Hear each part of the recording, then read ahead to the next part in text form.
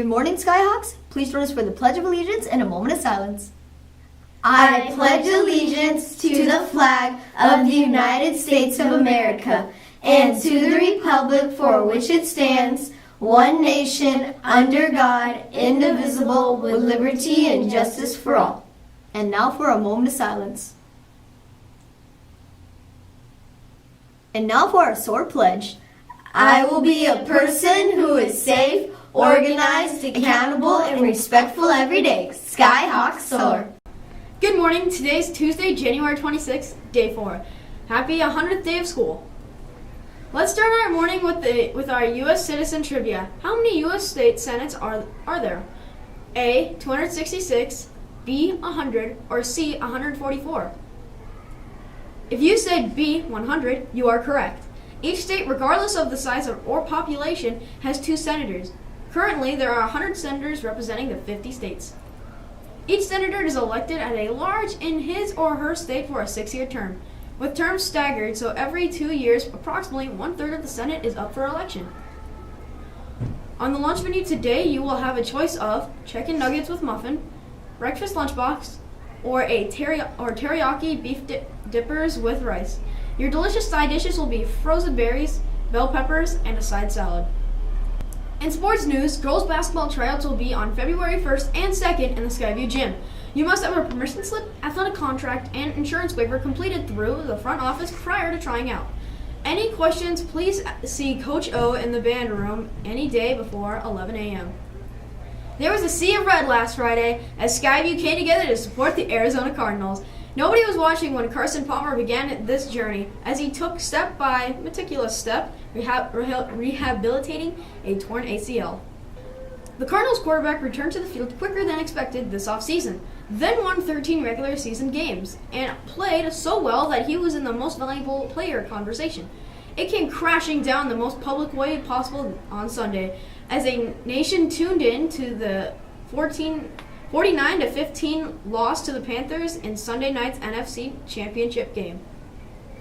Palmer could never find a rhythm and finished the affair with 23 of 40 for 235 yards with a touchdown and 4 interceptions.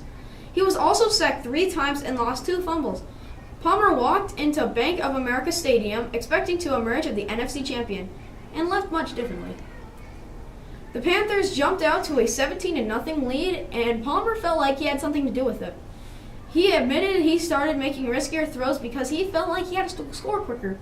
As many of you know, the Cardinals' season ended with a 49-15 NFC Championship game loss to the Panthers. In entertainment news, the Skyview PTSO is bringing back movie night this Friday night at 6 p.m. If you missed it, now is your chance to see the Minion movie. It's just $1 to get in, and concessions will be on sale. It's the only place in town to buy fresh popcorn for 50 cents. Crush Grams go on sale next Monday, February 1st. Crush Grams are sodas that you send to your friends to tell them how much you care. You will be able to purchase these sweet grams by the flagpole in the mornings. And again, they start the sale on Monday. In Skyview community news, it's Tuesday. That means Ticket Tuesday. Get ready. If we call your name, you will be receiving an ice cream sandwich at lunch today. Just make sure to tell Miss April that you are today's winner after the line has ended. Here we go. The first winner, we have Sebastian Brundon. Next is Fit Isaac. And finally, we have Anthony P. from Mrs. Welling's class.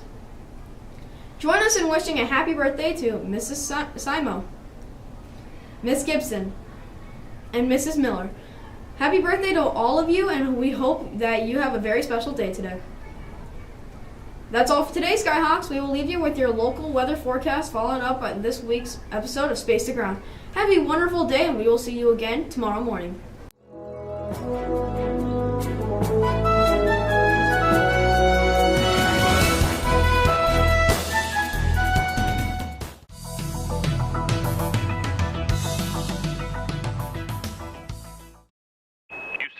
On Space to Ground. Welcome to Space to Ground, your weekly look at what's happening on board the International Space Station. I'm Dan Hewitt.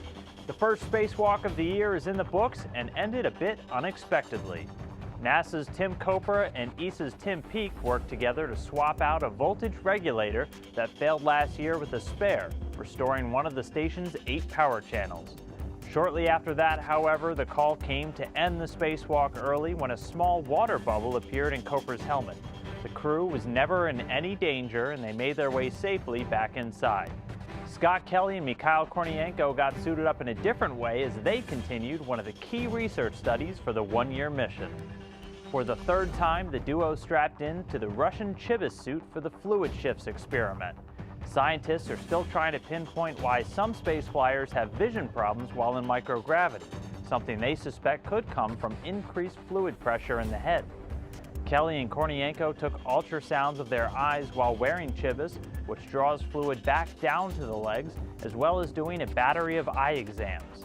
Results from this study could shed light on why some astronauts experience vision problems, as well as give scientists ideas for countering the effects. This week's Twitter question comes from Andrew, who wants to know if, during a spacewalk, the suit balloons out more than it does during underwater training. Well, as it turns out, the opposite is true. Both suits are pressurized, so the difference between the inside and outside of the suit is 4.3 psi. The suits in the pool actually balloon out a bit more though, since they've been used so many times and are more worn out. But astronauts don't really notice this. The biggest difference astronauts experience between the two environments is starting and stopping. It's much easier to start motion in space with no resistance, but harder to stop with nothing to slow you down. Keep sending us your questions using the hashtag #SpaceToGround. We'll see you next week. Are you ready? Woke up half dressed, still buzzing.